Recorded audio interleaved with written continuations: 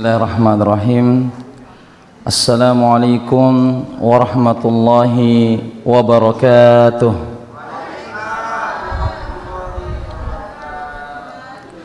Innal hamdalillah nahmaduhu wa nasta'inuhu wa nastaghfiruh wa na'udzu billahi min shururi anfusina wa min sayyiati a'malina.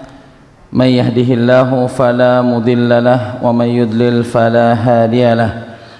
Wa asyhadu an la ilaha illallah wahdahu la syarika lah wa asyhadu anna Muhammadan abduhu wa rasuluh.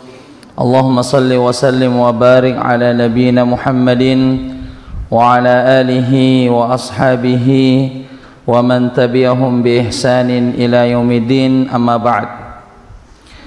Hadirin dan hadirat, Bapak-bapak dan ibu-ibu kaum muslimin yang sama-sama berbahagia, alhamdulillah pada sore hari yang berbahagia ini, di hari Selasa tanggal 14 dari bulan Jumadal Akhirah tahun 1446 Hijriah, dengan izin Allah Subhanahu wa taala dan taufiknya kita bisa hadir untuk sama-sama menghadiri majelis ilmu, majelis yang dirindu-rindukan oleh para malaikat Allah Subhanahu wa taala, yang mana ada malaikat-malaikat Allah secara khusus itu mencari yang namanya majelis ilmu, pengajian yang sedang berlangsung di muka bumi ini.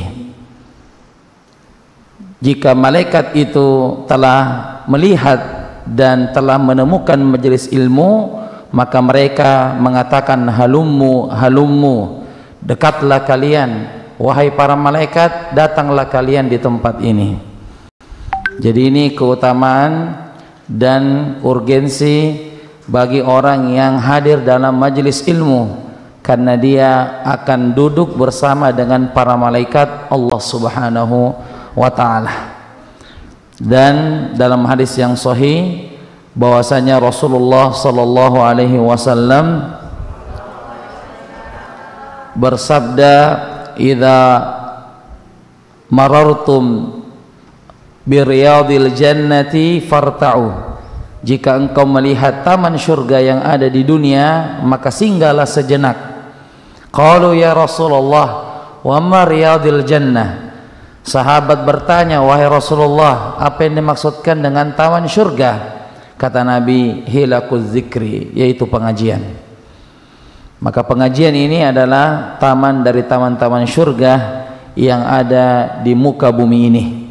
Maka seyogyanya kita sebagai orang muslim itu bersemangat dalam hadir dalam majelis ilmu, karena di dalamnya ada para malaikat Allah yang sedang berkumpul, dan doa-doa itu diijabah oleh Allah Subhanahu wa taala dalam majelis yang mulia ini.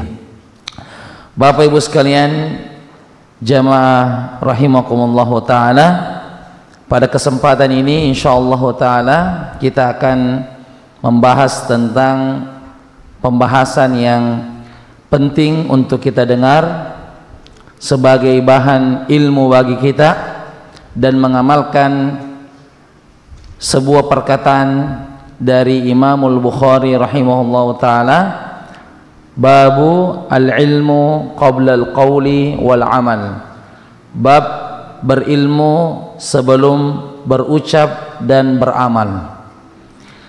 Sebelum kita mengucapkan dan mengamalkan, maka yang paling pertama kita harus ilmui terlebih dahulu sebelum kita menyebarkan dan sebelum kita mengamalkan.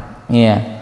Dan ini berdasarkan firman Allah Subhanahu wa taala, fa'lam annahu la ilaha illallah wastaghfir li dzambik.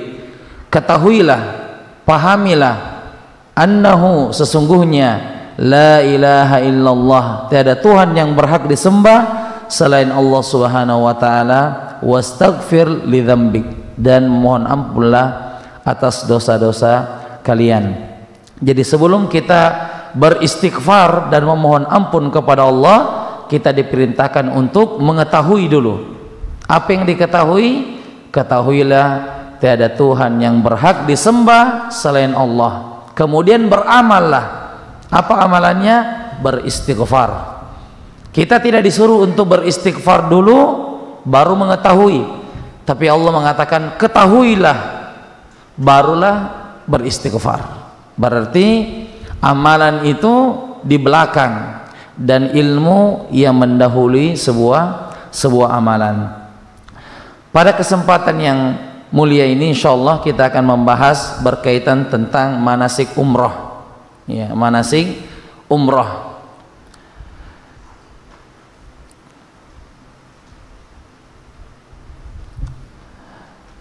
Manasik umrah, perkenalan seputar pemberangkatan atau biro perjalanan travel umroh jariyah adalah travel pertama dan satu-satunya di Indonesia yang merupakan usaha wakaf produktif, ya, yang mana travel ini bergerak dalam wakaf, ya, di mana keuntungan dari perjalanan atau keberangkatan jamaah itu bersih akan disalurkan pada pembiayaan program dakwah seperti pembangunan fasilitas masjid serta kemaslahatan umat lainnya. Jadi keuntungannya bersih itu larinya kepada program-program ibadah. Umroh jariyah itu memiliki ada 17 masjid, ya, yang mana disitulah dari keuntungan travel akan disalurkan kepada masjid-masjid, kepada fasilitas masjid, kepada imam masjid, kepada guru mengaji, sehingga keuntungannya tersebut itu juga kembali menjadi amal jariyah kepada jamaah-jamaah yang berangkat pada bulan tersebut. Makanya, ya, travel umroh jariyah itu memiliki moto berangkat sekali pahala berkali-kali. Jadi hanya satu kali berangkat tetapi pahala yang didapat akan berkali-kali lipat karena selalu digunakan dalam aktivitas program-program dakwah, ya, program-program dakwah.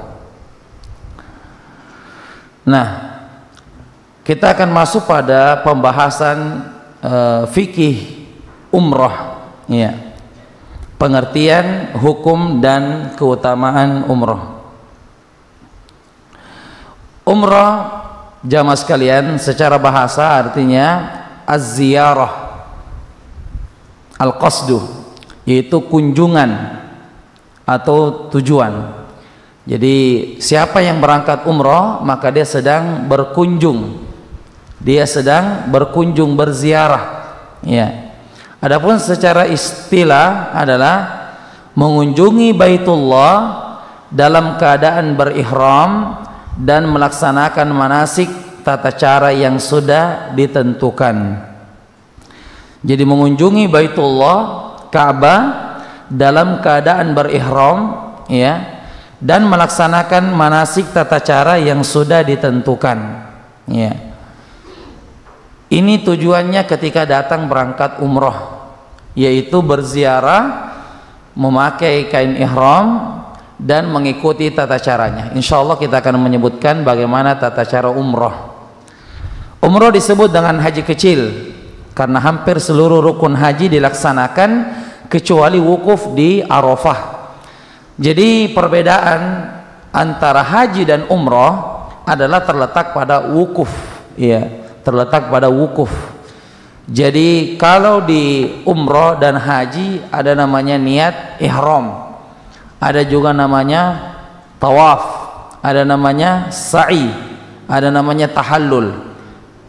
Jadi 4. Tetapi kalau dalam haji itu ada tambahannya, yaitu wukuf di padang Arafah, dan itu inti daripada haji.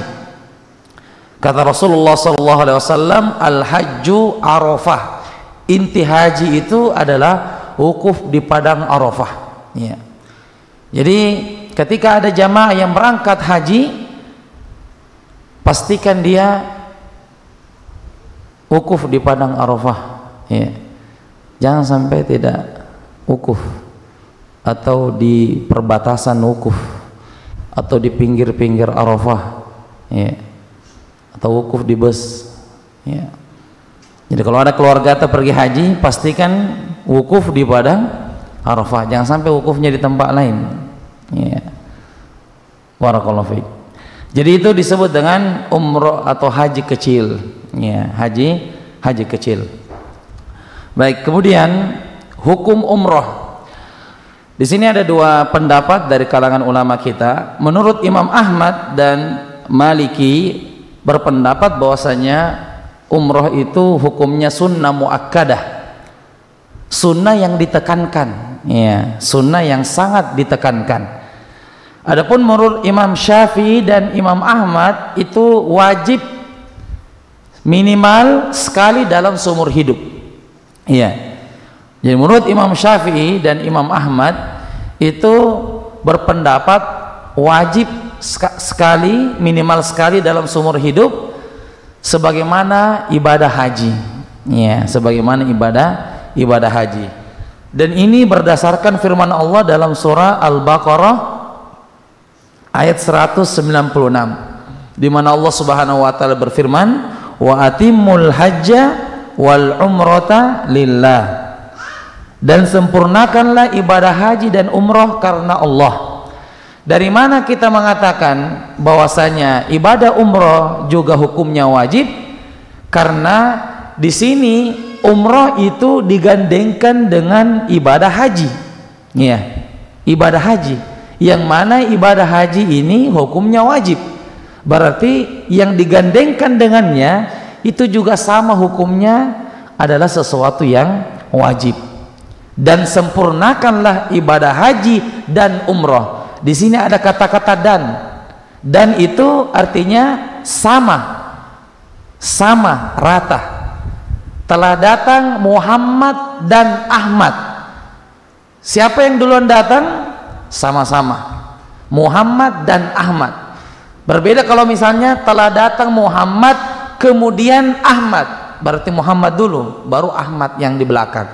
Makanya dan itu menunjukkan kesetaraan, kesamaan, ya. Berkata Atha bin Abi Rabah, tidak ada satupun kecuali diwajibkan atasnya haji dan umrah bagi yang mampu melakukan perjalanan, kecuali penduduk Mekah baginya wajib haji. Jadi menurut Imam Syafi'i dan Imam Ahmad berpendapat bahwasanya sama dengan haji, wajib minimal sekali seumur hidup, tentunya bagi yang mampu. Jadi kalau misalnya dia mampu kemudian dia tidak pergi haji, maka dia berdosa, ya, menurut pendapatnya Imam Syafi'i dan Imam Ahmad, karena mengatakan wajib. Berbeda kalau pendapat yang pertama mengatakan sunnah muakkadah, walaupun dia mampu tapi dia tidak pergi berangkat, maka dia tidak berdosa. Tetapi kalau pendapat yang kedua, kalau dia tidak berangkat padahal mampu, sehat walafiat, ada dana, ada harta, berarti dia telah melakukan dosa karena telah melalaikan perintah Allah Subhanahu wa taala. Kemudian dalil kewajiban umrah, ya, kalau kita melaksanakan tadi pendapat yang kedua, ya, pendapat dari Imam Syafi'i dan Imam Ahmad, kita mengambil pendapat ini karena sebagaimana firman Allah di surah apa tadi? Al-Baqarah ayat 196. Jadi dari mana didapatkan hukumnya wajib? Karena umroh digandengkan dengan haji, yang mana haji itu hukumnya wajib bagi yang mampu. Nah, dalil kewajiban umroh disebutkan dalam hadis Umar bin Khattab radhiyallahu anhu, diriwayatkan oleh Ad-Darqutni dan yang lainnya dan dinilai sahih, ya. Rasulullah sallallahu alaihi wasallam bersabda, "Al-Islam an tashhada an la ilaha illallah wa anna Muhammadar Rasulullah." Islam adalah engkau bersaksi tiada Tuhan yang berhak disembah selain Allah dan bahwa Nabi Muhammad adalah utusan Allah. Wa an tuqimas shalah, dan engkau mengerjakan salat. wa tu'tiyaz zakah, membayar zakat, wa tahujja wa ta'tamir. Masya Allah. Perhatikan kata di sini, wa tahujja wa ta'tamir, engkau berhaji dan berumrah. Ya, di situ digandengkan antara haji dan umrah. Wa taktasil minal janaba wa tatimmal wudu'a wa tasuma Ramadan, mandi junub, menyempurnakan wudu dan puasa Ramadan. Beliau ditanya, fa in fa'altu hadza fa ana muslim, kalau saya kerjakan semua ini, syahadat, salat, bayar zakat, haji, umrah, mandi junub, kemudian menyempurnakan wudu dan berpuasa Ramadan, apakah saya termasuk orang muslim? Kata Nabi, na'am, iya. Yang menarik di sini adalah hadis ini menyebutkan, ada disebutkan haji dan umrah. Kalau hadis yang diriwayatkan oleh Ibnu Umar itu hanya rukun Islam, iya kan? Hadis riwayat Ibnu Umar dari hadis Abu Hurairah, dari Ibnu Umar, hadis riwayat Bukhari dan Muslim. Bunyal Islamu ala khamsin, syahadati alla ilaha illallah wa anna muhammadar rasulullah wa tuqimus shalah wa tu'tiyaz zakah wa tasuma Ramadan wa tahujjal bait in istata'ta ilaihi sabila. Dalam hadis Bukhari itu hanya disebutkan haji, tapi dalam hadis Ad-Darqutni itu digandengkan antara haji dan umrah. Dan ini sekali lagi menguatkan bahwa ibadah umrah bagi yang mampu itu hukumnya wajib, minimal sekali dalam seumur hidup. Catatan ya, bagi yang mampu. Ya. Jadi dia sama hukumnya dengan ibadah haji, hukumnya dengan ibadah haji. Dalil yang lain kewajiban umrah dari Aisyah radhiyallahu taala anha, beliau pernah bertanya kepada Rasulullah sallallahu alaihi wasallam, apakah wanita wajib berjihad? Apakah wanita itu wajib untuk melaksanakan ibadah jihad? Kata Nabi, na'am, iya. Alaihinna jihad la qitala fiha, wanita itu wajib berjihad, tapi jihadnya perempuan itu tidak memakai pedang, tidak memakai senjata, bukan untuk berperang, tetapi jihadnya adalah al-hajju wal umrah. Jihadnya seorang wanita adalah berhaji dan berumrah. Ya, ini jihadnya seorang wanita. Jadi seorang wanita itu, ya, itu mempunyai jihad. Dan siapa yang telah melaksanakan ibadah haji dan telah melaksanakan ibadah umrah, maka dia telah berjihad di mata Allah Subhanahu wa taala. Ya. Sehingga Allah tidak memerintahkan wanita untuk berperang dengan senjata, tetapi dia datang ke tanah suci, kemudian tawaf, kemudian sa'i, tahallul, jalan ya berkilometer jauh, ya, maka itu adalah jihadnya. Bagi yang sudah haji pasti melaksanakan bagaimana ya daripada kondisi haji, karena memang bagi wanita, karena kondisi seorang wanita fisiknya lemah, sehingga ketika berhaji itu merasakan bagaimana jihad di jalan Allah Subhanahu wa taala. Dan ini adalah pahala yang besar, ya, jihad fi sabilillah. Kemudian kewajiban umrah, dalilnya yang lain adalah seorang laki-laki dari Bani Amr berkata, ya Rasulullah, wahai Rasulullah, inna abi syaikhun kabir. Wahai Rasulullah, ada seorang laki-laki bertanya kepada Nabi, sesungguhnya ayahku telah tua renta, macoani, ya, dia sudah tua, la yastati'ul hajja wal umrah, dia tidak bisa haji dan tidak bisa umrah, waladha'na, dan tidak bisa melakukan safar, tidak bisa naik pesawat, tidak bisa naik pesawat, baru lihat pesawat sudah mau pergi ke WC, iya. Baru lihat pesawat sudah mau muntah, ya, baru lihat pesawat baru terdengar suaranya sudah tidak enak perasaannya. Qala, apa solusinya? Fahujja an abika wa'tamir, maka berhajilah dan berumrohlah untuk ayahmu, ya. Jadi hajikan ayahmu dan umrohkan dia. Coba Dari mana kita tahu kewajiban umroh di sini? Nabi tidak hanya mengatakan hajikan bapakmu, tapi Nabi bilang hajikan dan umrohkan. Berarti apa? Berarti hukumnya sama. Hukumnya sama-sama wajib. Ya, jadi ada namanya badal haji. Bagi seorang yang tua atau tidak bisa lagi naik pesawat, tidak bisa berangkat ke tanah suci, maka dia boleh untuk dihajikan, boleh untuk diumrohkan. Namanya badal haji atau badal umroh. Ya, dengan syarat orang yang melaksanakannya sudah pernah haji dan sudah pernah umroh. Ya, jadi ini dalil kewajiban umroh. Kemudian keutamaan umroh. Ya, tadi setelah kita sebutkan adalah dari kewajiban-kewajiban haji. Sekarang keutamaan umroh. Apa keutamannya ibadah umroh? Ya, bagi yang ingin berangkat umroh dalam waktu dekat, agar kita termotivasi, kita harus tahu apa keutamaannya kalau kita berangkat pergi umroh. Dengarkan sabda Nabi sallallahu alaihi wasallam, al-umratu ilal umrah kafaratun lima bainahuma. Umrah yang satu ke umrah berikutnya menghapuskan dosa di antara keduanya. Ibu berangkat umrah tahun 2010, berangkat lagi tahun 2020, jaraknya berapa? 10 tahun. Maka 10 tahun itu adalah pengampunan dosa. Dosa kita itu terdelete oleh Allah Subhanahu wa taala, terhapus. Bapak Ibu pernah menghapus foto di album di HP? Ya kan? Karena sudah banyak foto yang kita foto baru tidak diupload juga ujung-ujungnya. Iya. Sudah banyak koleksi foto sana foto sini tidak diupload. Mau diupload sudah bukan lagi zamannya.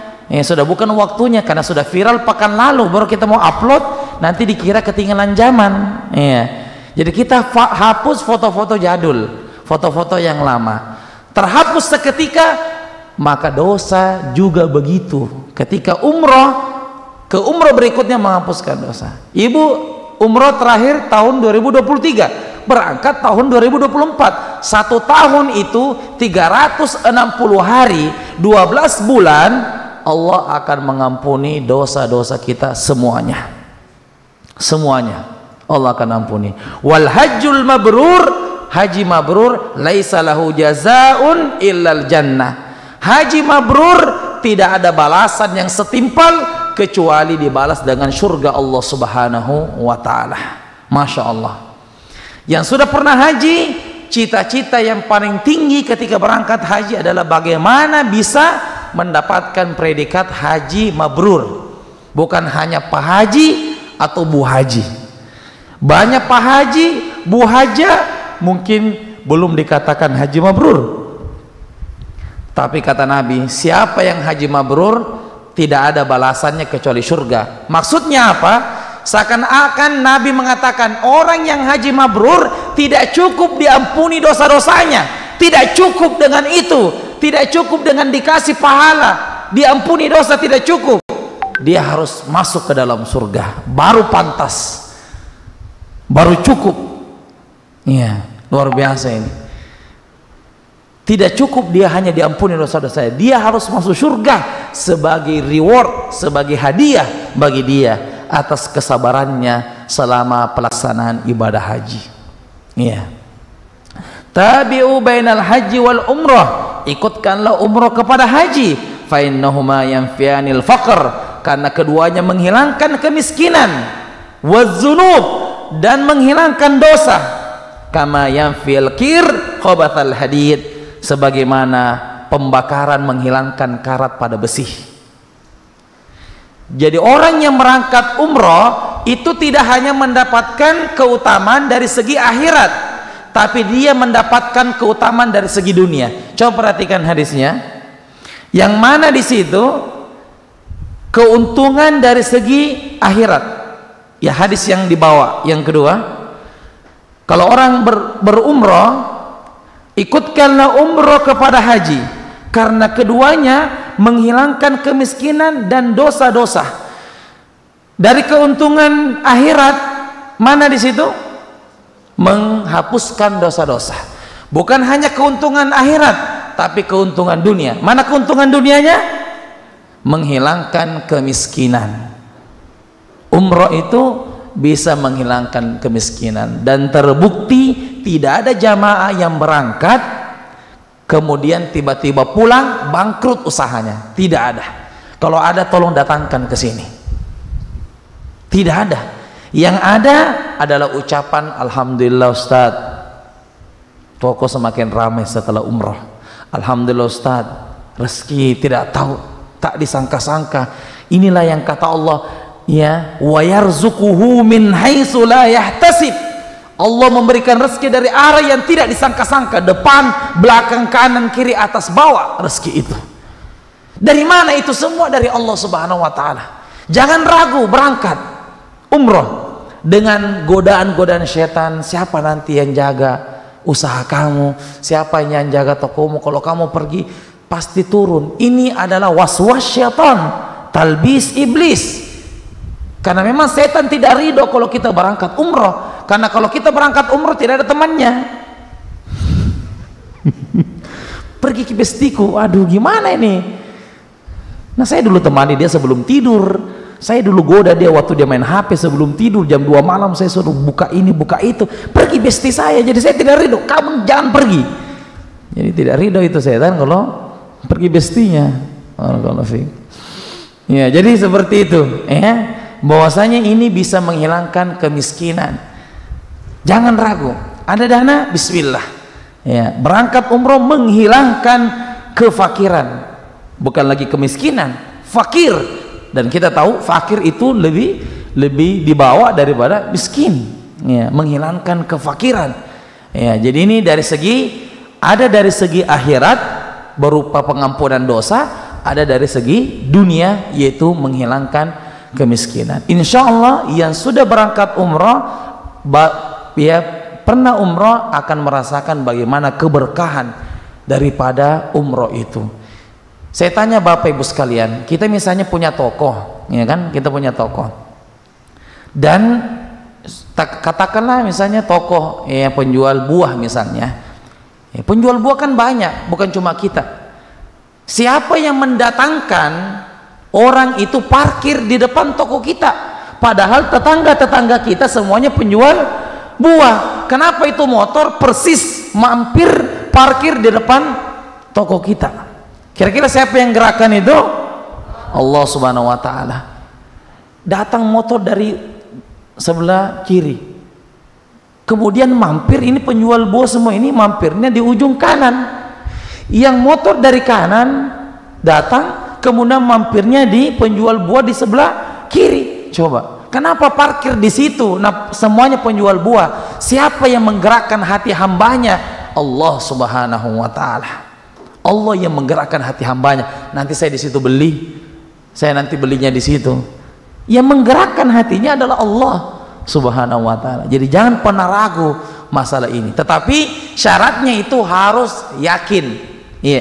Ini tidak bisa tembus ini kalau kita tidak yakin. Ragu sedikit tidak bisa manjur. Sama dengan obat. Ya. Kenapa paracetamol itu, ya, menjadi obat? Yang pertama kalau misalnya ada demam, ada apa? Karena kita yakin.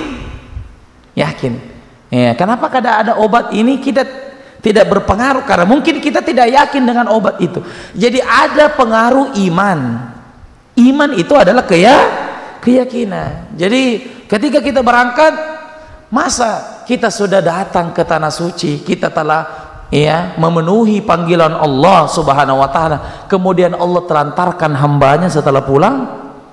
Kan tidak mungkin.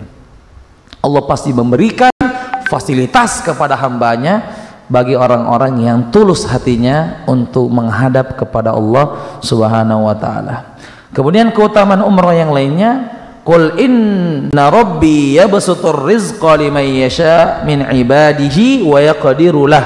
Katakanlah, sesungguhnya Tuhanku melampaukan rezeki bagi siapa yang dikehendakinya di antara hamba-hambanya, dan menyempitkan bagi siapa yang dikehendakinya. Wa ma anfaqtum min syai'in fahuwa yukhlifu, dan barang siapa saja yang kamu nafkahkan maka Allah akan menggantinya dan dialah pemberi rezeki yang sebaik-baiknya. Wa huwa khairur raziqin. Apa artinya ini? Wa huwa khairur raziqin, dan dialah pemberi rezeki yang sebaik-baiknya. Coba dihafal ayat ini ya. Wa huwa khairur raziqin. Semua. Wa huwa khairur raziqin. Kenapa berani sekali kamu berangkat umroh? Nah ini saja toko tidak ada yang jaga. Kalau kamu berangkat pasti turun, ini kita punya keuntungan. Wa huwa khairur raziqin. Allah Maha pemberi rezeki yang sebaik-baiknya.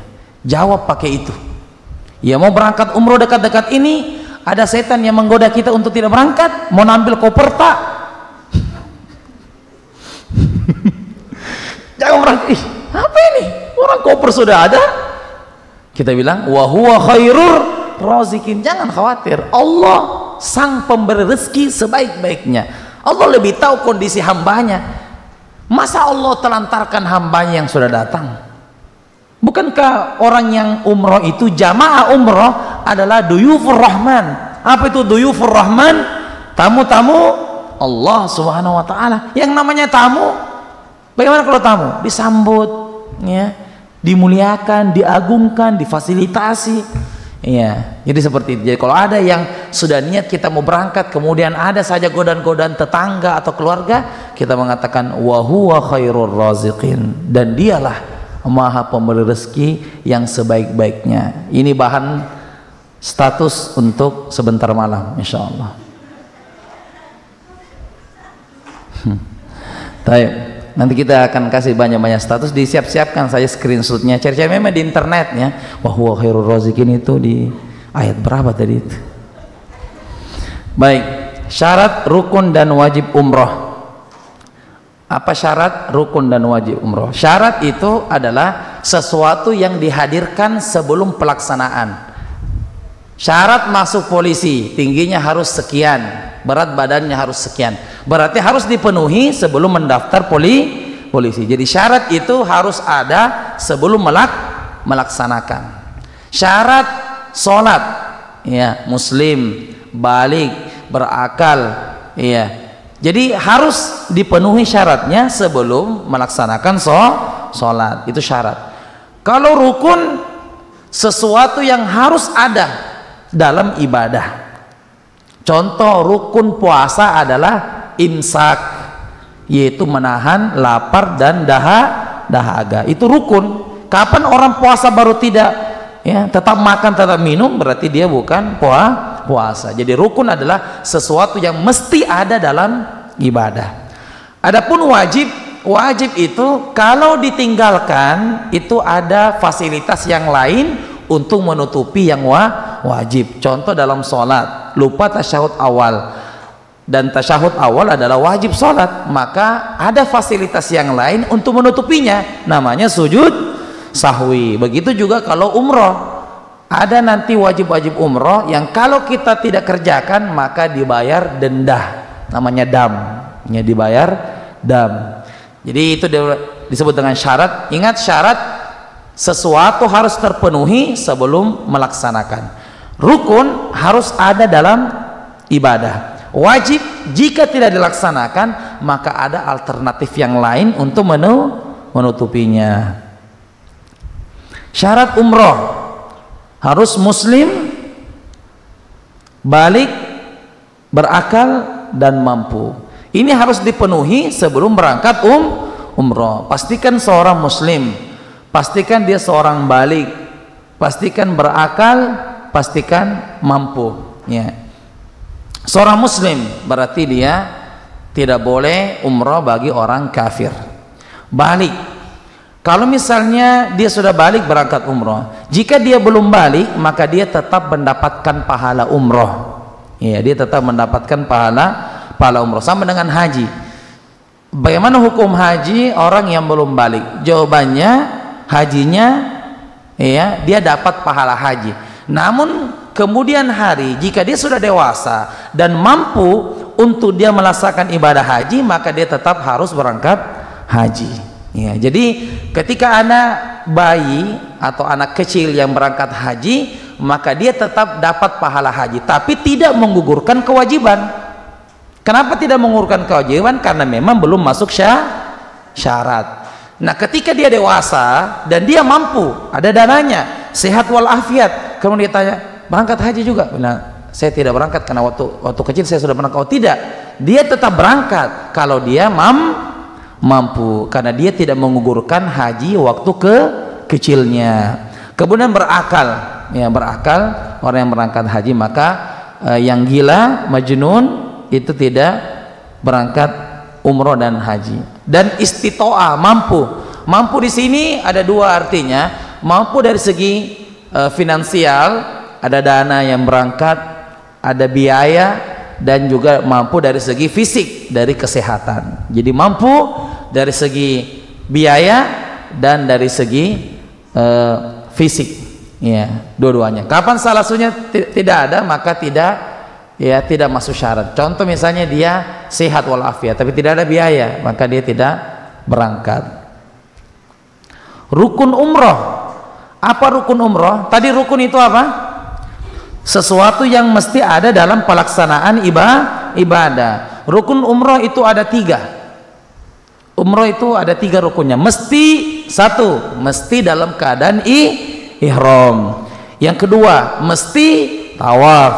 Yang ketiga, mesti sa'i. Jadi itu yang disebut dengan rukun umroh. Jadi rukun umroh itu hanya 3 saja. Dia harus ihram, dia harus tawaf, dia harus sa'i. Apa konsekuensinya kalau meninggalkan rukun? Salah satu dia tinggalkan, maka tidak sah umrohnya. Sama dengan rukun sholat. Salah satu rukun sholat misalnya berdiri bagi yang mampu. Jika dia tidak mau berdiri padahal dia mampu, maka sholatnya tidak sah.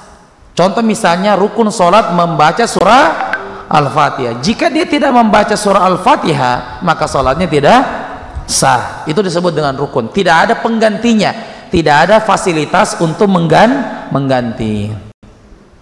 Wajib umroh. Nah, wajib umroh, perhatikan di sini keterangannya, meninggalkan salah satunya maka diharuskan membayar denda, dam, 1 ekor kambing, ya, 1 ekor kambing. Apa itu? 1, berihram dari miqat. Ya, berihram dari miqat. Apa itu miqat? Adalah tempat meletakkan niat. Jadi miqat itu misalnya di sini Ka'bah. Miqat itu adalah ada titik-titik, ya, yang dimana ketika kita mau masuk ke tanah suci harus singgah di titik itu untuk meletakkan niat.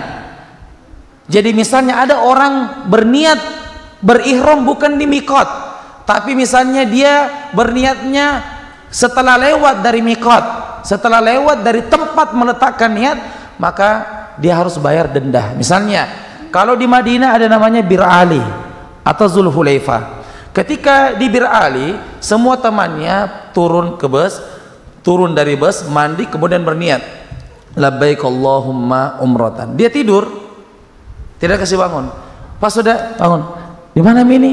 Sudah sampai di Bir Ali, lewat nih, saya belum berniat. Maka pada saat itu dia harus bayar denda. Dia harus bayar denda karena dia lupa berniat di tempat, di lokasi miqat. Jadi ketika miqat, pastikan semua jamaah itu, ya, dalam keadaan sadar dan mengucapkan niat di tempat tersebut, Yang kedua, mematuhi ketentuan dan larangan ihram. Nanti kita sebutkan apa saja larangan ihram. Kapan dilanggar, maka dia harus bayar apa? Dam, bayar denda. Yang ketiga, mencukur atau memendekkan rambut. Istilah yang lainnya tahallul. Jadi tahallul itu bukan rukun, mencukur itu bukan rukun. Setelah sa'i, apa yang dikerjakan setelah sa'i? Tahallul. Tahallul itu bukan rukun, dia adalah wajib. Dia adalah wajib umroh. Berarti kalau dia misalnya sedang dalam keadaan ihram, salah satu larangan ihram kan dilarang mencukur rambut. Tapi ketika dia pakai ihram, rambutnya kribo, gatal rambutnya, banyak kutunya, sudah buat kerajaan, ada kerajaan 1, kerajaan 2, dan dia nggak bisa dia tahan. maka dia minta untuk dicukur padahal sedang dalam keadaan ihram. Maka ketika dicukur boleh atau tidak? Boleh, tapi dia harus bayar denda. Bukan ketika dicukur kemudian batal umrohnya. Kenapa tidak batal? Karena tahallul bukan termasuk rukun umroh, dia masuknya wajib umroh. Dan itu pernah terjadi di zaman Nabi. Ada sahabat itu kribo, ya, kemudian banyak kutunya, kemudian dia tersiksa sudah pakai kain ihram. Ya Rasul, saya tidak konsen ini nanti tawaf, saya tidak konsen ini tawaf ya Rasul, gimana solusinya? Kata Nabi, cukur saja, cukur, kemudian setelah itu lompat-lompat kutunya, ya. Intinya tidak ada di sini ya ibu-ibu, ya, makita utuh, ya, ada itu online makita utuh itu sore-sore itu modus sebenarnya, tapi gosip, modus biasa itu ini lama-lama itu, karena sengero boleh lagi coba boleh lagi nasinggung, ya. Orang makita utuh boleh lagi disinggung, ya. Enggak kulkas baru nawit, coba. Jadi seperti itu, jadi boleh kalau memang darurat, tapi ingat harus bayar denda. Nah, mikot, ini tadi disebutkan mikot. Nah, di sini ada mikot 1, 2, 3, 4, 5. Jadi sebelum kita masuk ke dalam daerah Masjidil Haram, tidak boleh kita masuk begitu, seperti kayak perbatasan. Jadi mikot itu seperti perbatasan. Kalau kita dari Madinah, ini mikotnya namanya Zulhulaifah atau dikenal dengan Bir Ali, ya. Kalau orang mikotnya dari penduduk Madinah itu singgah di sini Zulhulaifah untuk meletakkan niat labbaik Allahumma umrah, ya Allah saya memenuhi panggilanmu untuk umrah. Kalau penduduk Syam itu mikotnya namanya ini Al-Juhfah. Kalau penduduk Najd, ya, Riyadh, seperti orang yang dari Riyadh itu ini mikotnya Qarnul Manazil. Nama mikotnya Qarnul Manazil. Penduduk Yaman, orang yang datang dari Yaman itu singgahnya di sini, namanya Yalamlam. Jadi kayak mikot ini kayak tempat transit begitu sebelum masuk di kota Mekah. Dan ini juga tempatnya orang Indonesia jika di atas pesawat. Jadi orang Indonesia ketika berada di atas pesawat itu sejajar dengan mikot ini. Apa namanya? Yalamlam. Dan itu akan diberikan instruksi di pesawat. Iya, pramugaranya atau pramugarinya akan mengumumkan sebentar lagi kita akan mendekati mikot Yalamlam. Bagi jamaah umroh hendaknya untuk bersiap-siap. Jadi semuanya sudah pakai ihram. Pernah Bapak Ibu lihat ya pakaian ihram di atas pesawat? Pernah? Nggak pernah saya lihatnya di dalam pesawat.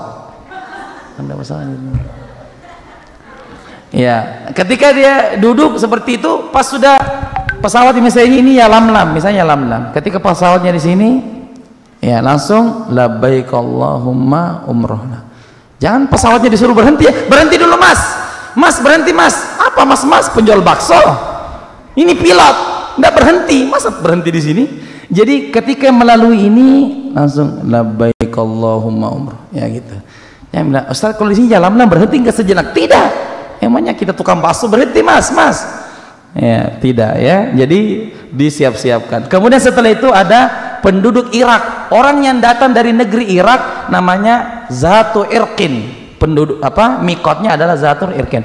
Jadi intinya mikot itu adalah 5 lokasi yang dari manapun kita berada, dari datang dari timur, dari barat, dari selatan, dari utara, pasti melewati salah satu dari mikot. Dan mikotnya orang Indonesia namanya Yalamlam, dan itu di atas pesawat. Ya, ada juga sebagian ulama, ya, kalau Majelis Ulama Indonesia itu fatwanya boleh mikotnya di bandara Jeddah, ya, bandara Jeddah. Adapun dari Madinah, yang biasanya start dari Madinah pasti selalu lewati di Zulhulaifah atau Bir Ali. Nah, inilah Bir Ali. Ya, ini gambar ini adalah kondisi Bir Ali. Disinilah tempat untuk meletakkan niat. Apa yang dilakukan di sini? Sunnah sebelum ihram, sunnah sebelum memakai kain ihram. Jadi sebelum kita memakai kain ihram, bagi laki-laki 2 kain putih, bagi wanita itu adalah pakaian yang menutup aurat. Tidak mesti warna putih juga. Iya, saya ulangi, wanita ihram namanya muhrim ya. Jadi muhrim itu adalah orang yang sedang berihram. Kalau mahram adalah orang yang tidak boleh dinikahi. Jadi salah kalau kita mengatakan jangan kamu dekat-dekat, kamu kan bukan muhrim. Salah, karena muhrim itu artinya orang yang menggunakan kain ihram. Yang betul adalah jangan dekat-dekat ya, karena kita bukan mahram. Itu yang benar. Jadi muhrim adalah orang yang sedang menggunakan pakaian ihram. Bagi laki-laki 2 kain putih, bagi wanita intinya sama dengan pakaian sholat, dan tidak mesti warna putih, boleh warna yang lain, warna hitam, coklat, terserah ya, intinya menutup aurat seperti pakaian sholat. Apa yang dikerjakan sebelumnya, sebelum memakai? 1, disunahkan untuk mandi besar. Mandi besar seperti mandi junub ya. Pertama ya adalah membersihkan ya kedua tangan ya, mencuci kedua tangan. Itu kalau tata caranya mandi junub ya, itu ada di fikih Muyassar juga. Yang kedua, mencuci kemaluan ya dengan tangan kiri. Yang ketiga, berwudu seperti wudu sholat. Yang keempat, mencuci kepala atau membasuh kepala tiga kali ya, 3 kali di sini disapu. Kemudian yang kelima adalah mengguyur kepala setelah tadi dipijit-pijit seperti ini. Yang keempat, diguyur berapa kali? 3 kali. Setelah itu diguyur dari bagian kanan, dari pundak sampai ujung kaki 3 kali, dan dari pundak kiri sampai ujung kaki, seperti mandi junub ya. Itu sebelum, sekali lagi, sebelum memakai kain ihram. Yang kedua, membersihkan badan seperti memotong kuku. Silakan dipotong kukunya sebelum memakai kain ihram. Menipiskan kumis ya, mencukur bulu ketiak, mencukur bulu kemaluan. Pastikan ini juga dicukur ya, bulu ketiak ya, bulu kemaluan itu dicukur ya, karena kita mau menghadap kepada Allah. Yang ketiga, memakai minyak wangi di badan. Ini khusus bagi laki-laki. Jadi kalau boleh memakai minyak wangi tapi di badan, tapi jangan dikasih di kain ihram.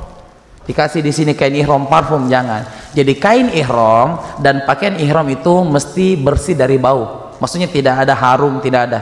Dia netral, tidak ada baunya ya. Jangan dikasih pengharum, jangan. Ya, jadi yang boleh itu parfum adalah di badan, tapi jangan ini dikasih ya, termasuk misalnya pewangi ya, jangan kasih pewangi. Ini kain ihram biarkan begitu, karena diantara larangan-larangan ihram apa? Tidak boleh memakai wewangian, tidak boleh, itu larangan ihram. Tapi kalau di badan, Ustaz, kan kalau kita simpan di badan, kalau kita pakai kan kena juga di kain, itu beda. Asalnya dia kena badan, tapi kan kalau dia pernah kain ihram namanya mengikut. Yang tidak boleh adalah memang menyemprotkan sengaja di kain ihram atau merendamnya di pewangian, itu tidak ya. Jadi kalau di badan boleh, itu pun khusus laki-laki saja, itu khusus laki-laki. Adapun laki-laki, wanita ya boleh memakai misalnya deodoran, boleh pakai deodoran. Ini laki-laki dan perempuan ya, kasih banyak-banyak juga deodorannya karena banyak orang. Kemudian pakai 2 kain ihram. Sedang bagi wanita tidak ada pakaian khusus, prinsipnya menutupi aurat kecuali muka dan telapak tangan seperti pakaian sholat. Jadi untuk wanita tertutup kecuali muka dan telapak tangan. Bagi yang bercadar, maka memakai cadarnya tidak melekat kainnya dengan cadar ya. Jadi memakai topi dulu, baru nanti di atas topinya itu disimpan cadarnya. Jadi itu kain cadarnya tidak melekat ke wajah, tidak melekat ke wajah secara langsung seperti sekarang kan melekat langsung. Tapi kalau ada pakai topi kan di depan, sehingga dia tidak mengenai langsung wajah. Itu boleh, itu boleh bagi wanita yang bercadar. Larangan selama ihram. Nah sekarang kalau kita sudah berihram, maka ada larangan. Seperti ihram itu, Bapak Ibu sekalian, seperti orang takbiratul ihram. Kalau kita sudah takbiratul ihram, maka tidak boleh kita cerita. Contoh ya, kita mau sebelum sholat, kita masih bisa cerita, kita masih bisa makan, minum, kita bisa masih lihat kanan, lihat kiri. Tapi setelah Allahu Akbar, maka tidak boleh lagi cerita, tidak boleh lagi makan, tidak boleh lagi minum. Nah, begitulah ketika telah memakai kain ihram seperti orang sedang takbiratul ihram. Ada larangan-larangannya, ada larangan-larangan yang tidak boleh dikerjakan selama pelaksanaan umroh. Apa itu? Di sini ada 3 larangan, khusus laki-laki, khusus perempuan, dan larangan untuk keduanya.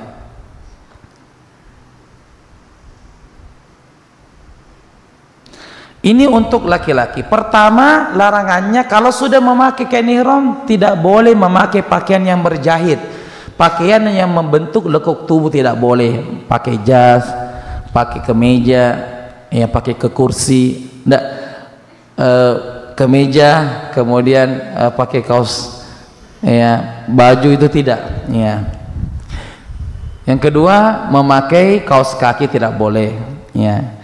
Kemudian memakai sepatu yang menutupi mata kaki tidak boleh. Ya. Kalau misalnya ada sepatunya yang di bawah mata kaki itu boleh. Yang tidak boleh adalah sampai menutupi mata kaki.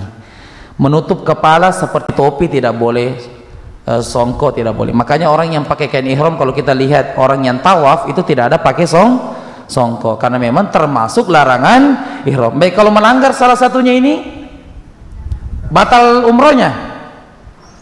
Batal atau tidak? Tidak. Apa yang harus dia kerjakan? Bayar denda. Itu pun kalau misalnya sengaja. Kalau misalnya tidak sengaja, maka tidak mengapa. Kalau kita terlupa, misalnya terlupa kita pakai songkok baru ditegur, kenapa pakai songkok? Iya. Maka itu boleh, ya, tidak membayar denda, ya. Larangan khusus perempuan, jangan sedikit-sedikit denda, denda kamu ya, denda. Apa ini denda? Kaget orang. Ya. Larangan khusus perempuan ada 2, menutup muka dengan sesuatu yang melekat, itu tadi ya. Tapi kalau yang cadar tadi itu yang melekat. Coba perhatikan, sesuatu yang melekat, maksudnya kainnya itu menempel di wajah seperti sekarang. Tapi kalau misalnya pakai topi tadi, baru disimpan di atasnya, setelah diikat cadarnya kan di sini, tidak mengenal langsung wajah, maka itu hukumnya boleh, karena memang banyak laki-laki yang bukan mahram. Sama dengan sholat, boleh nggak orang sholat dalam keadaan memakai cadar dalam kondisi banyak laki-laki yang bukan mahram kita? Boleh atau tidak? Boleh, karena dikhawatirkan terjatuh dalam fitnah. Yang kedua, memakai sarung tangan tidak boleh. Ya, memakai sarung tangan tidak boleh. Ya, jadi ya biasa saja, tidak memakai sarung tangan. Kemudian larangan untuk keduanya, berlaku bagi laki-laki dan perempuan. Ini bukan berlaku untuk makun rohani ya. Ustaz, maksudnya ini larangan untuk keduanya makun rohani? Bukan. Ya, bukan makun rohani di sini. Ya. Yang pertama, tidak boleh jidal, rofas dan fusuk. Apa itu jidal? Berdebat. Apa itu rofas? Rofas itu kata-kata kotor, kata-kata yang mengarah kepada birahi seksual, itu namanya rofas. Dan fusuk itu artinya dosa-dosa kecil. Ya, jadi diingatkan bagi jamaah, tidak boleh debat, sabar, ya, tenang, apalagi yang datang dengan keluarganya, datang sama-sama istrinya, berangkat sama istrinya, ya, hari pertama, hari kedua honeymoon, ya, bulan madu, hari ketiga majalo nih, menena-nena nih, ya, barakallahu fiik. Hati-hati ya, itu cobaannya biasanya kalau berangkat dengan keluarga, biasanya itu hari pertama, hari kedua, hari ketiga lancar, itu status lancar. Hari keempat kenapa tidak status? Apa tidak statusnya? Nah, berkelahi gara-gara kurma saja. Nah, ada juga gara-gara tidak mau lihat onta. Apa lihat onta? Yang kedua, memakai wewangian. Ini juga termasuk pelanggaran. Jangan memakai wangian. Ya, ingat ya, kalau di badan sebelum pakai kain ihram boleh. Itu pun laki-laki. Tapi di luar tidak boleh. Ya. Kalau memakai minyak wangi boleh atau tidak? Boleh. Kan itu bukan wewangian. Maksudnya ini minyak kayu putih, afwan. Memakai minyak kayu putih, memakai apa lagi? Iya, self care misalnya, ya, ataukah ya minyak kayu putih untuk itu kan bukan minyak wangi, itu adalah obat. Itu adalah obat. Jadi boleh, misalnya kita lagi sakit kepala boleh. Karena itu bukan parfum. Kemudian yang ketiga, berburu hewan dan merusak tanaman. Ngapain juga berburu hewan di sana? Tidak ada kerjaan ya. Dan merusak tanaman. Kenapa merusak tanaman? Ditangkap polisi. Merusak tanaman di sana, ya itu tidak boleh. Jadi jangan dihadirkan ini seperti kondisi kita. Ini kita cerita di kondisi dulu di zaman Nabi. Dari Madinah ke Mekah, Bapak Ibu sekalian, itu perjalanan 14 hari. Sehingga kadang bekal habis bekal.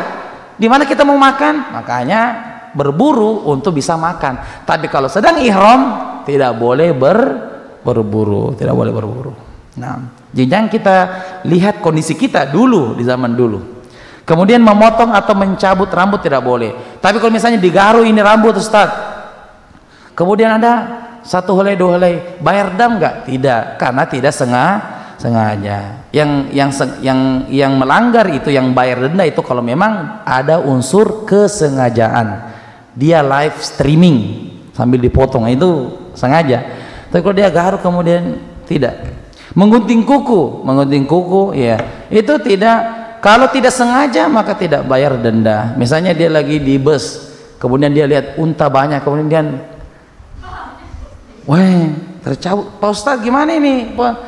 Ya, kita mengatakan oh itu tidak disengaja Bu, maka tidak melanggar. Tapi kalau misalnya pembimbingnya agak-agak, bayar itu. Bayar mana Mas ini? Nah ini pembimbing yang salah-salah ini, ya. La haula wala quwata illa billah. Sedikit denda. Tidak. Iya. Kalau tidak sengaja, namanya tidak sengaja. Rabbana la tu'akhidna in nasina aw akhtana. Apa artinya? Ya Allah, jangan engkau menghukum kami sementara kami tidak tahu atau lupa. Ya. Allah saja ampuni. Kemudian berhubungan suami istri, ya. Tidak tahu ini sengaja atau tidak sengaja ini, ya. Ya, intinya ini ada termasuk pelanggaran, ya, pelanggaran ihram, itu tidak boleh dikerjakan. Nah, ihram dan niat, ya, ihram dan niat. Jadi kalau sementara ibadah ihram tadi, ibadah umroh tidak boleh melakukan hubungan badan. Tapi kalau misalnya setelahnya sudah halal, sudah tahallul, maka boleh. Ihram dan niat, berihram dan mengambil niat dari mikot. Tadi mikotnya orang Madinah apa namanya? Bir Ali. Apa yang dikerjakan di sana? Satu, mandi ihram. Di sana mandi ihram seperti mandi junub. Yang kedua, berwudu. Kemudian sholat 2 rakaat, sholat sunnah tahiyatul masjid. Karena di Bir Ali itu ada masjid. Nah, di situ kita masuk untuk sholat 2 rakaat. Kemudian yang ketiga, membaca. Coba diikuti ya. Labbaika umrotan. Ada lafaz yang lain, Allah labbaik Allahumma umrotan. Artinya, ya Allah, aku memenuhi panggilanmu untuk mengerjakan umrah. Ya, insya Allah kita ucapkan, saya dulu Ibu, Bapak Ibu sekalian, insya Allah Allah akan berangkatkan kita ke tanah suci, amin ya rabbal alamin. Jadi niatkan saja dulu insyaallah. Innamal a'malu binniyat, sesungguhnya amalan itu tergantung pada niatnya. Sering itu terjadi, biasanya yang sering ikut begini manasik umroh, kalau kenapa ikut manasik umroh, nah belum berangkat, Anda apa-apa. Bukankah kita disuruh untuk berilmu dulu sebelum beramal? Dan kemudian yang biasanya sering-sering ikut pengajian seperti ini, manasik umroh, manasik haji, mengantar jamaah umroh, mengantar jamaah haji, itu biasanya ini sering kita lihat, itu cepat berangkat umroh. Takbir. Coba lihat orang yang sering hadir, misalnya tetangganya ada yang selamatan mau pergi umroh, dia datang dengarkan manasik, kemudian dia antar pergi ke masjid, dia antar sampai ke Makassar. Itu biasanya cepat berangkat itu karena Allah ini sudah ada niatnya, ini buktinya dia sudah datang ke pengajian, artinya dia sudah lebih siap. Misalnya ada tiketnya, mana yang lebih siap? Yang sering mengantar, yang sering hadir manasik. Jadi kalau ada acara-acara seperti ini, datang saja, manasik umroh, manasik haji, datang saja. Mudah-mudahan disitulah Allah memudahkan kita untuk berangkat ke tanah suci. Barakallahu fiik. Allahumma urzuqna ziyarata al-haramain asy-syarifain lil haji awil umrah.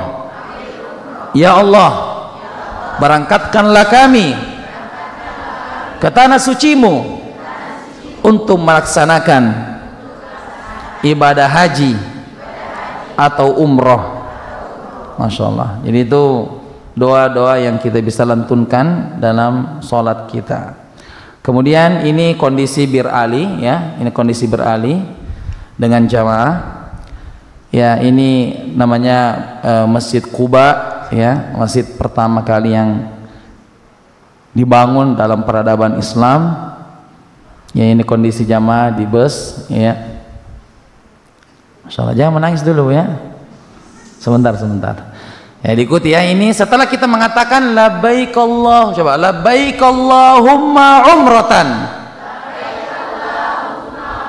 Setelah kita mengucapkan niat itu, maka berlakulah larangan-larangan ihram. Saya ulangi, setelah mengucapkan tadi itu, setelah dijatuhkan niat, berlakulah larangan ihram. Apa tadi? Dilarang menggunting rambut, mencukur rambut, menggunting kuku, memakai parfum, dan semua larangan-larangan tadi dilarang. Nah setelah itu tidak ada zikir yang paling afdol kecuali zikir talbiyah. Itu zikir yang paling afdol waktu itu. Labbaik Allahumma labbaik,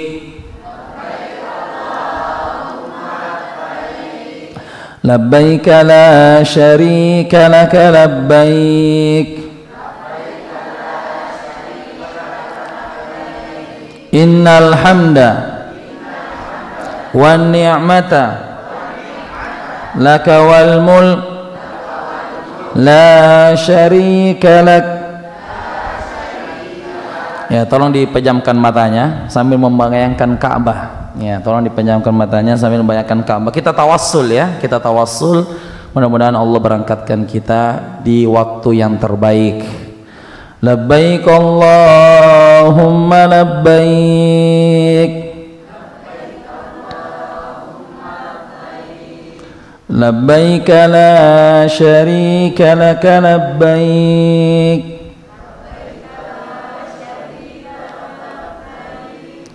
innal hamda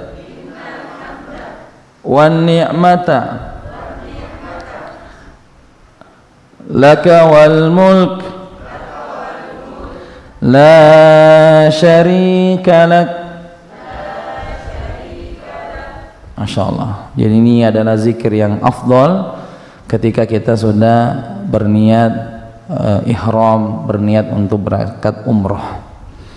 Baik. Kemudian setelah itu ini adalah Masjidil Haram, Masya Allah ya. Ya, ini adalah bangunan Ka'bah ya, bangunan yang mulia. Kemudian ini adalah ya denah Masjidil Haram ya, peta Masjidil Haram ya. Ini gambarannya secara umum ya. Ada ini namanya tempat sa'i ya. Ini sofa, kemudian ini marwah. Ini Ka'bah dan di sini kita tawaf. Setelah tawaf di sini pindah ke sa'i antara Bukit Safa dan Bukit Marwah. Nah, ya ini pintu Raja Fahad. Ya, kalau yang berangkat tahun lalu di sini masuknya kemarin. Ya, yang berangkat tahun lalu berangkat umroh Desember 2023 masuk dari pintu ini kemarin. Pintu Raja Fahad masuk di sini lurus. Dapat Ka'bah, tawaf 7 kali, pindah ke sini baru sa'i 7 kali. Ya, setelah itu tahallul di sini, kemudian pulang. Ya, ke hotelnya dulu di sini.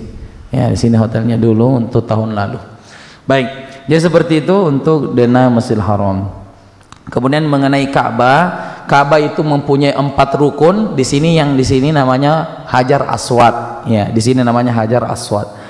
Kemudian di sini yang dekat dari Hajar Aswad namanya Rukun Iraqi. Rukun apa? Iraqi. Ini rukun itu mengarah ke penduduk Irak. Penduduk apa? Irak. Makanya disebut dengan Rukun Iraqi. Di sini namanya Rukun Syami. Kenapa disebut dengan Rukun Syam? Karena mengarah ke negeri Syam, negeri Palestina, Suriah, ya dan seterusnya. Kemudian di sini namanya Rukun Yamani. Antara Rukun Yamani ke Hajar Aswad membaca doa kebaikan dunia akhirat. Jadi ini 4 rukun. Tadi ini namanya rukun apa? Hajar Aswad. Ini rukun Iraqi. Rukun apa? Iraqi. Kalau ini rukun Syami dan ini rukun Yamani. Baik.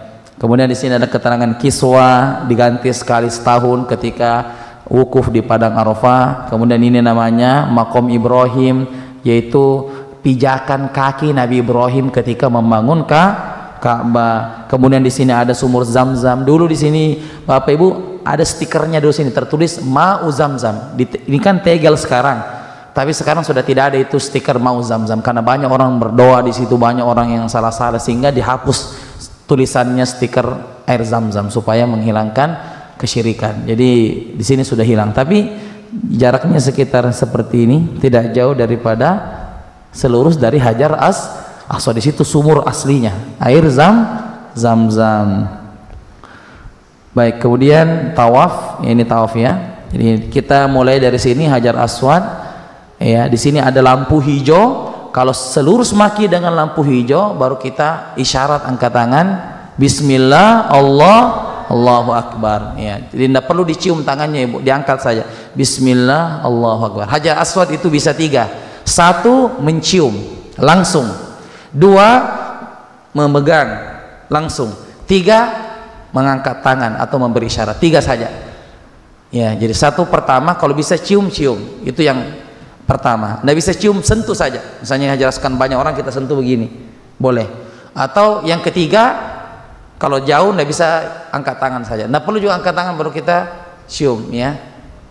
Dari jauh tidak ya. Jadi boleh dicium langsung, cium langsung, bukan cium jarak jauh, boleh cium langsung atau sentuh langsung.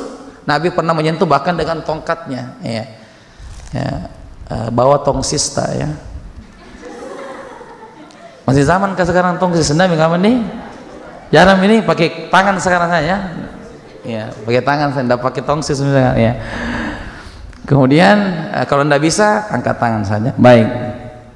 Kemudian tawaf ini ya, Hajar Aswad, barakallahu fiik, ya, batu dari surga. Ini asalnya Hajar Aswad putih, seputih salju, tapi karena dosa-dosanya manusia menjadi hitam. Ya, dosa-dosa manusia menjadi hitam.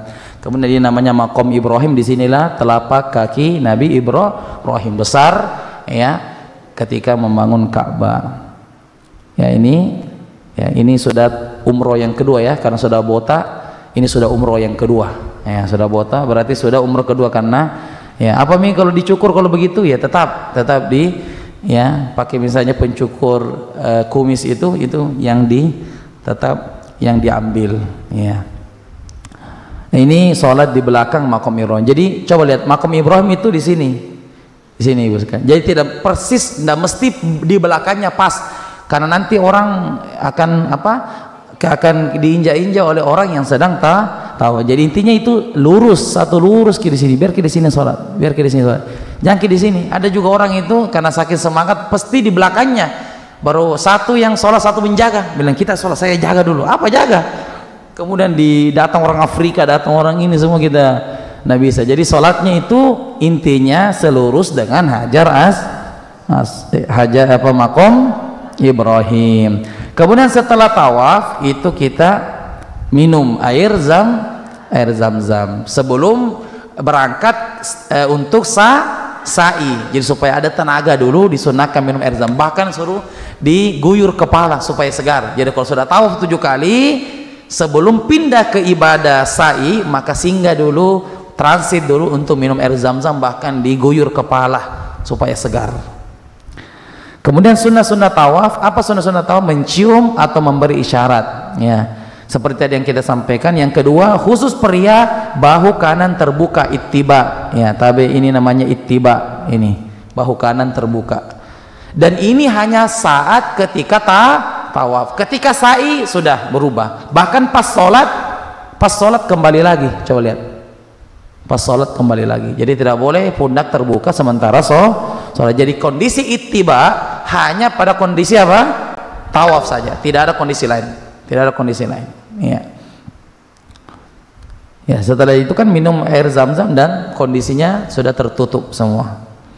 Kemudian khusus pria bercepat-cepat pada 3 putaran pertama, kan 7 kali. Untuk laki-laki 3 putaran pertama itu tawaf, sunnahnya agak cepat ya, kalau bisa langkahnya agak cepat begitu, itu sunnahnya. Walaupun misalnya kalau padat ya kita fattaqullaha mastata'tum, bertakwalah semampu kita ya. Kemudian mengucapkan doa pujian kepada Allah, salawat ya. Jadi ketika tawaf itu tidak ada bacaan tertentu, bisa baca Quran boleh, bisa berdoa boleh, bisa salawat boleh, bisa berzikir boleh. Mau zikir pagi ketika tawaf boleh, mau zikir sore terserah, tergantung. Kalau dapat zikir pagi pagi, kalau waktu zikir sore sore misalnya ya, boleh kita hatamkan zikir pagi petang ketika sementara tawaf ya. Tapi kalau tawaf kami sarankan untuk tidak membaca buku ya, tidak membaca buku ketika tawaf, nanti baca bukunya itu ketika sa'i. Kalau tawaf itu padat sehingga kadang kita kurang konsentrasi kalau baca, jadi lebih baik diikuti saja pembimbingnya. Salah satu zikir yang mudah ketika tawaf ini, apa yang bisa dibaca? Arba'atun subhanallah,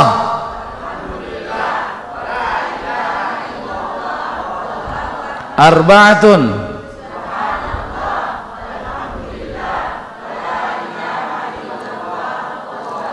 itu zikir yang mudah untuk dibaca ketika tawaf. Intinya jangan sampai kosong, apalagi kita sedang memandang pembangunan Masjidil Haram. Bagusnya ini, jangan ya. Bukan waktunya itu. Sekarang waktunya memperbanyak zikir. Pas bilang ini di depannya orang India, mana rombonganku? Siapa suruh orang lihat pembimbing di depan, dia kaitan di depannya orang India, kucuk kayak ya kan orang India, jadi itu yang disebut bilang ya. Jadi dia disuruh main di situ ya, kan dia tidak tahu bahasa ini, jadi cuma itu. Jadi usahakan ikuti pembimbingnya, jangan ya aja kayak ya, jangan lihat kanan lihat kiri ya, fokus untuk di depan. Mengusap rukun yamani jika bisa. Jadi yang 4 sudut tadi yang ada adalah yang disentuh Hajar Aswad dan juga rukun yamani. Yang lainnya itu seperti rukun Iraqi, rukun Syami itu tidak. Rukun yamani bukan dicium, bukan juga angkat tangan. Rukun yamani hanya satu saja, yaitu menyentuh. Kalau Hajar Aswad tadi ada berapa? 3. Mencium, menyentuh, memberi isyarat. Kalau rukun yamani satu saja, yaitu menyentuh saja. Dan kalau tidak bisa menyentuh, tidak usah lewat angkat tangan, tidak usah ya, tidak usah. Sebagian juga ada yang setiap lewat rukun yamani angkat tangan, nah, itu keliru. Yang ada hanya menyentuh. Kalau bisa disentuh, baca doa kebaikan dunia akhirat. Rabbana atina fid dunya hasanah wa fil akhirati hasanah wa qina adzabannar. Baik, ada yang Masya Allah, barakallahu fi. Iya. Kemudian sunnah tawaf selesai 7 putaran. Salat sunnah 2 rakaat. Jadi setelah tawaf tadi 7 kali, salat di belakang maqam Ibrahim dan membaca apa? Surah Al-Kafirun dan Al-Ikhlas. Iya. Jangan sampai rakaat pertama Al-Kafirun saja baca, tidak baca Al-Fatihah. Jadi penesai. Ya, rakaat pertama Al-Fatihah dan Al-Kafirun, dan rakaat kedua Al-Fatihah dan Al-Ikhlas. Kita bilang Ustaz katanya Al-Kafirun saja, bukan. Itu jelas nih, Al-Fatihah itu sudah jelas, nggak usah lagi disuruh. Baca doa iftitah ya jelas juga. Nah, sunnah membaca doa iftitah. 8 minum air zam-zam, dan doanya sebagaimana riwayat Ibnu Abbas ketika minum zam-zam. Ada air zam-zam oleh-oleh dari tanah suci, atau kita pergi minum sendiri, doanya Allahumma inni as'aluka ilman nafi'an wa rizqan wasi'an wa shifaan min kulli da'. Ya Allah, aku memohon kepadamu ilmu yang bermanfaat, rezeki yang luas, dan obat dari segala macam penyakit. Itu doa dari Ibnu Abbas. Daerah Sa'i begini gambarannya, 2 pilar hijau. Ketika dapat pilar hijau ini disunnahkan berlari-lari kecil ya, untuk laki-laki ini, dua pilar hijau. Adapun perempuan tidak perlu lari. Yang ikut-ikutnya lari laki-laki lari juga dia. Kenapa? Bilang suamiku lari juga Ustaz, saya lari juga. Nanti diambil sama orang. Nah, jadi Safa dan Marwah. Ya, lari juga kami nanti suamiku orang. Ya. Jadi seperti itu lari ketika dua pilar hijau. Sa'i seperti ini ya. Sa'i, apa yang dilakukan dalam sa'i ada boleh. Satu, boleh tanpa wudu. Jadi kalau batal wudu di sini nggak ada masalah. Kalau tawaf batal wudu harus pergi wudu, harus cari WC pergi wudu. Kenapa? Tawaf itu sama dengan sholat. Perbedaan antara tawaf dan sholat hanya satu. Kalau tawaf itu dibolehkan berbicara, kalau sholat tidak dibolehkan berbicara. Misalnya kalau kita tawaf, misalnya pembimbing bilang, ibu-ibu sedikit bu kesini, boleh atau tidak? Boleh. Tapi kalau sholat nggak boleh. Jadi itu hanya perbedaannya. Tapi dari segi hukum batal wudu, berarti batal tawafnya. Misalnya batalnya di putaran yang ketujuh, ya putaran yang ketujuh, maka dia putaran ketiga, kemudian dia pergi wudu, maka dia sisa lanjutkan putaran yang ketiga. Tidak perlu lagi dia mengulang dari putaran pertama, tidak perlu. Itu untuk orang yang tawaf. Adapun sa'i boleh tanpa wudu. Jadi kalau batal wudu tetap boleh lanjut sa'i. Apalagi makan dan minum boleh. Misalnya kita minum air zam-zam tetap boleh. Ya. Kemudian istirahat dulu, ya boleh. Ketika kita misalnya kan ada 7 kali bolak-balik ya, misalnya kita di Safa istirahat dulu boleh, ke Marwah istirahat lagi boleh, nggak ada masalah ya. Kemudian pakai kursi roda boleh, dilakukan oleh wanita haid juga boleh. Kalau wanita haid boleh karena bukan seperti orang yang sholat. Adapun tawaf itu tidak boleh karena seperti orang yang sholat.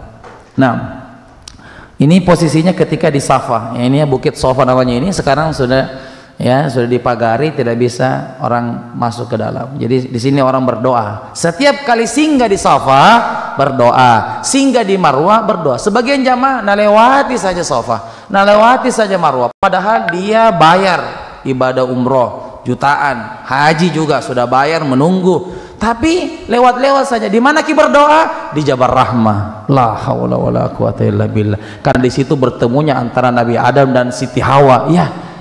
Habiskan doa di sini, habiskan doanya di Safa dan Marwah, habiskan di situ, jangan lagi tersisa di Jabal Rahmah. Ini tidak, simpan dulu untuk Jabal Rahmah, besoknya meninggal ya. Jadi seperti itu ya. Ini namanya Bukit Safa ya. Sunnah sa'i, naik di atas sofa ya, berhenti. Ini mungkin di atas sofa kursi ya, ini Bukit Safa, berhenti di Bukit Safa dan Marwah untuk berdoa, mengucapkan takbir dan berdoa di Safa Marwah, memperbanyak zikir berturut-turut antara sa'i dan tawaf. Jadi maksudnya apa? Misalnya boleh nggak, misalnya dari tawaf kemudian kita capek tunda untuk sa'i besok boleh, tapi sunnahnya kalau sudah tawaf segera selesaikan sa'i. Tapi ada kondisi kan, misalnya tawaf tiba-tiba misalnya lagi demam, lagi nggak bisa saya lanjut ini, boleh pulang ke hotel nanti besok dilanjut. Tapi catatannya jaga larangan ihram, jangan sampai melanggar ya, jangan sampai melanggar. Nah, jadi ini namanya lampu hijau ya. Setiap ke sini Masya Allah, ini apa, lari-lari kecil di sini ya. Kalau ibu-ibunya tidak, jalan saja untuk ibu-ibu. Dia pasti tidak akan menyanyiakan kami Siti Hajar. Jadi ada pelajaran di sini ketika di Bukit Safa dan Marwah ya, ketika Nabi Ibrahim alaihissalam ingin meninggalkan Siti Hajar di tengah padang pasir seperti ini, karena Nabi Ibrahim sedang mencari makanan ya. Bayangkan pada saat itu ya, disebutkan dalam riwayat, waktu itu Nabi Ibrahim dengan ibunda Siti Hajar dan Ismail itu tidak ada seseorang, la insun wala jinnun wala syai'un. Tidak ada manusia, tidak ada jin, dan tidak ada sesuatu. Biar jin juga tidak ada di situ katanya. Bayangkan itu, betul-betul kosong. Yang ada Nabi Ibrahim, Siti Hajar, Nabi Ismail. Kemudian cari makanan tidak ada. Maka Nabi Ibrahim minta izin untuk tinggalkan mereka berdua. Seorang istri dan 1 anaknya ditinggalkan. Kemudian Nabi Ibrahim berbalik untuk pergi untuk cari makanan. Ya. Kemudian Nabi Siti Hajar mengatakan, apakah ini perintah Allah Subhanahu wa ta'ala? Wahai Ibrahim, Apakah ini perintah Allah Subhanahu wa taala? Maka Nabi Ibrahim mengatakan, "Na'am, ini perintah Allah." Maka Siti Hajar mengatakan, ini perkataan Siti Hajar. Izan, jadi la yudi'annallah, dia pasti tidak akan menyanyiakan kami. Kalau itu memang perintah Allah Nabi Ibrahim, biarkan, tinggalkan saja kami. Enggak apa-apa kamu pergi. Biarkan saya di sini sama anakmu, tapi saya yakin Allah tidak akan menyanyiakan kami kalau betul itu perintah Allah Subhanahu wa taala. Maka berangkatlah Nabi Ibrahim, sisa siapa? Siti Hajar dan anaknya, tanpa ada sesuatu, tidak ada manusia, tidak ada jin, tidak ada sesuatu, tidak ada seperti ini, tidak ada sesuatu. Barakallahu fiik. Dan ketika itu Nabi Ibrahim, ya, dalam riwayat yang lain disuruh untuk umumkan ke seluruh, diumumkan. Nabi Ibrahim disuruh oleh Allah untuk berteriak, menyampaikan ke manusia untuk datang berhaji di tanah suci. Bayangkan Nabi Ibrahim disuruh teriak di tengah padang pasir. Bagaimana perasaan kita? Coba disuruh kita teriak, panggil orang di tengah sawah, di ujung sana.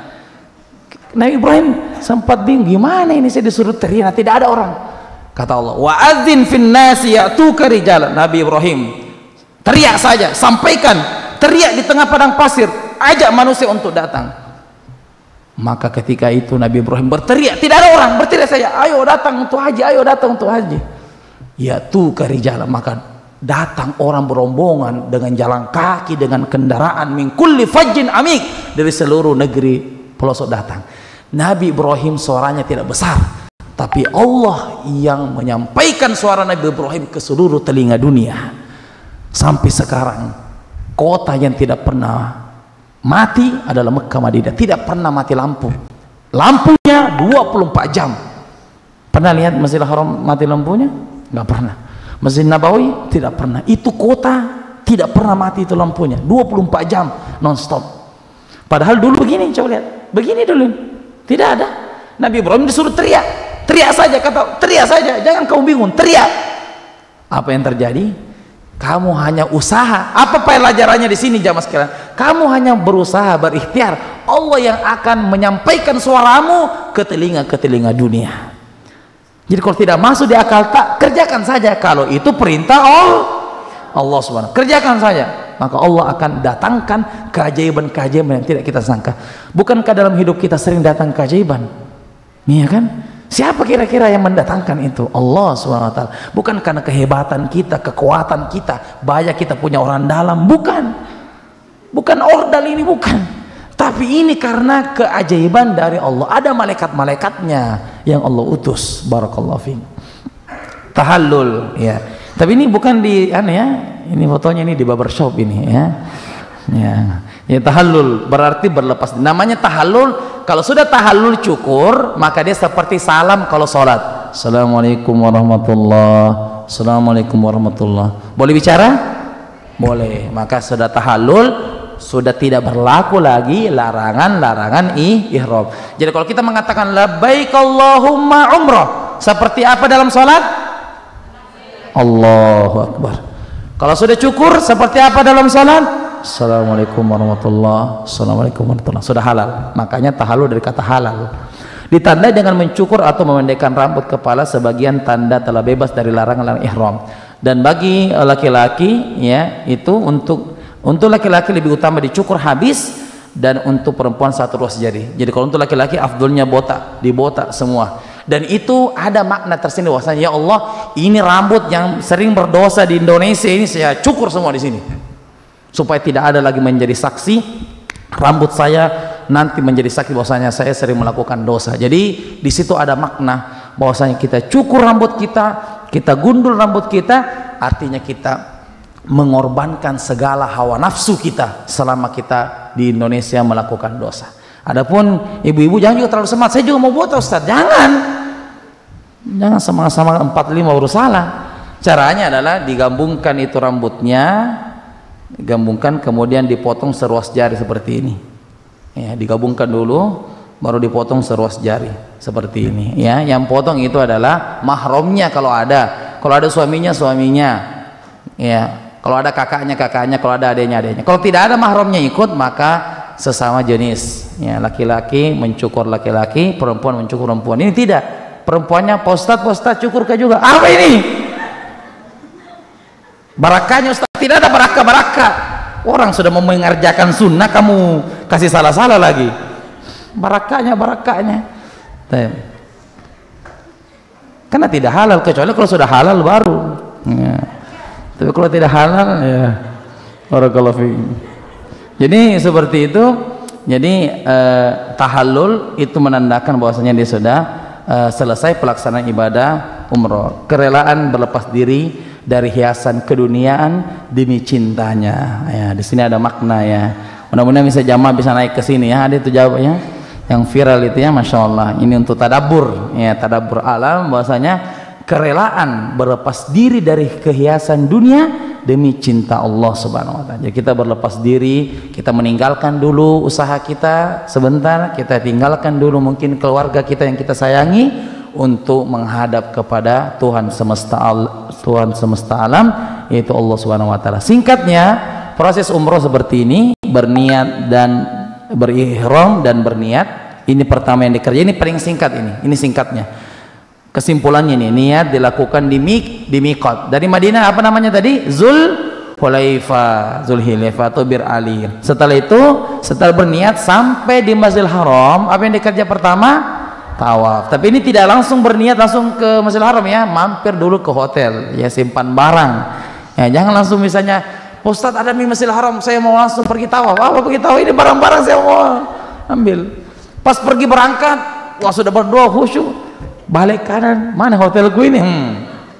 Tabe nih, lain lagi ceritanya ya, nggak bagus itu ceritanya, bilang pas saya pernah hilang di tanah suci ya, lain-lain lagi itu ya, tidak bagus ceritanya ya. Jadi setelah itu yang paling penting adalah dalam proses ibadah umrah adalah ikuti pembimbing, itu kata kuncinya, insya Allah tidak tersesat. Ihdinas siratal mustaqim, tunjukilah aku jalan yang lurus. Jadi ikuti saya pembimbing. Apa Nabi bilang pembimbing tak ikuti. Kalau misalnya pembimbing bilang, Pak sekarang musim dingin ya, pakai jaket ki, ada tidak aja Ustaz, saya oh jangan pakai jaket ki ya, ikuti saja itu iya. Kalau misalnya saya mau pergi sholat dulu ya, jangkit dulu, istirahat makin dulu Pak.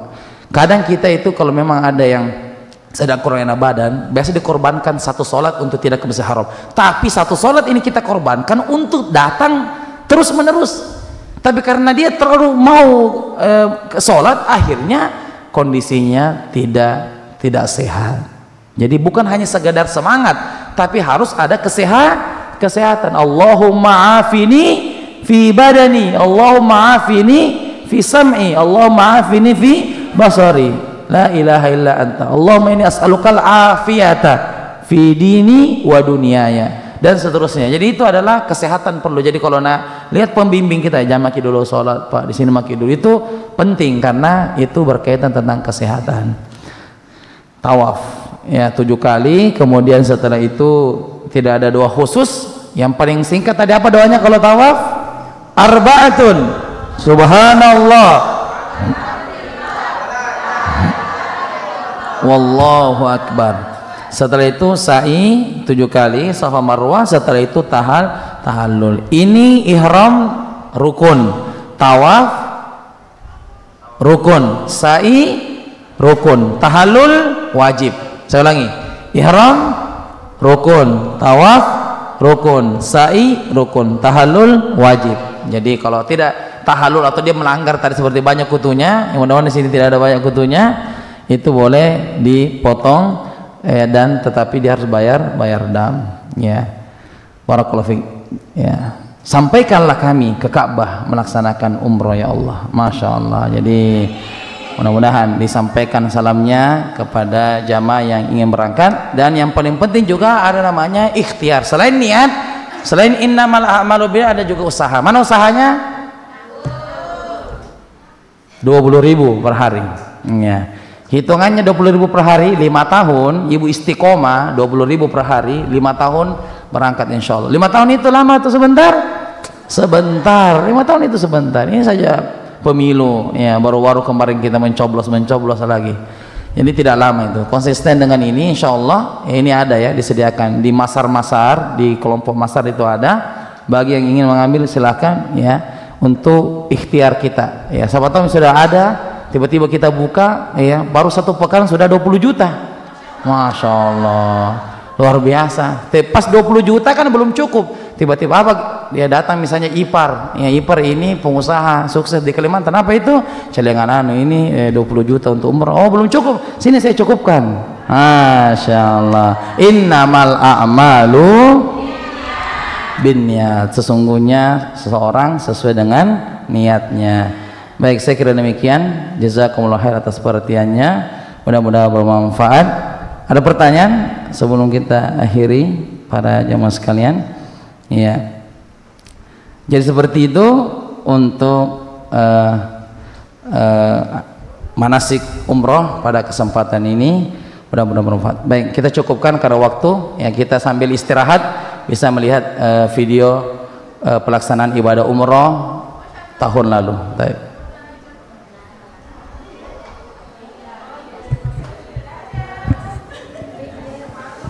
Ya, sambil istirahat, ya, sambil dimakan konsumsinya, silakan.